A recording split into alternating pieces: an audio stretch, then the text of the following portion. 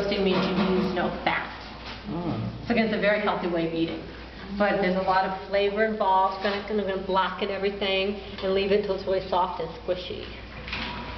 So it takes about 10 or 15 minutes to get going on this. If you didn't have a comal, could you use another type of dish? Well, your recipe calls for using the broiler. This is going to taste a little bit better.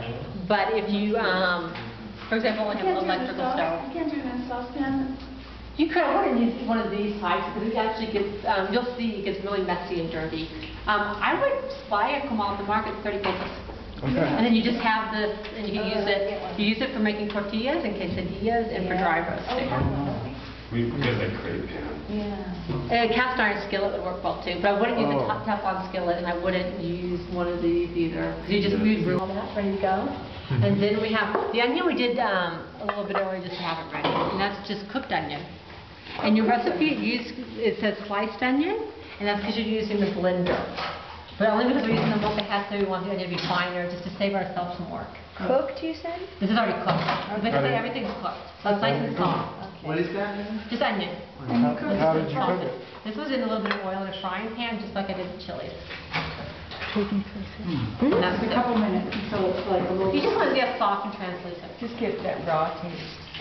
So what you want to do when you work with the molcajete, which is on your recipe, there's a certain order. Because you don't want to introduce the liquid into the very end. You want to do the solids, which are the chili, the garlic, and the onion. In a blender, it doesn't matter. In a blender, you put everything in a blender, it doesn't matter. But for this, you want to get it right.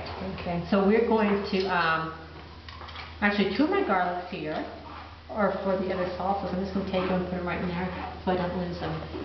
And then I'm going to take this chili and 1 garlic, and we basically want to create a paste before we introduce the liquid.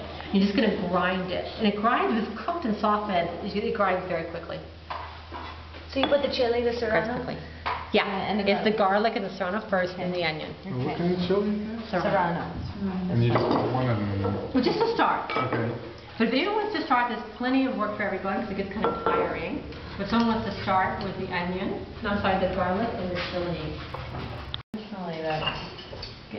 Wow. Again, that's why you can't rush this stage, because if they're hard tortillas, you won't get liquid. Okay, so we'll see if I took any of them out too soon. They're very juicy. Bad girl.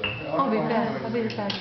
Yeah, you do. Does anyone else want to come over and work with the tomatillo? Yeah. And just keep putting the onion back in the middle.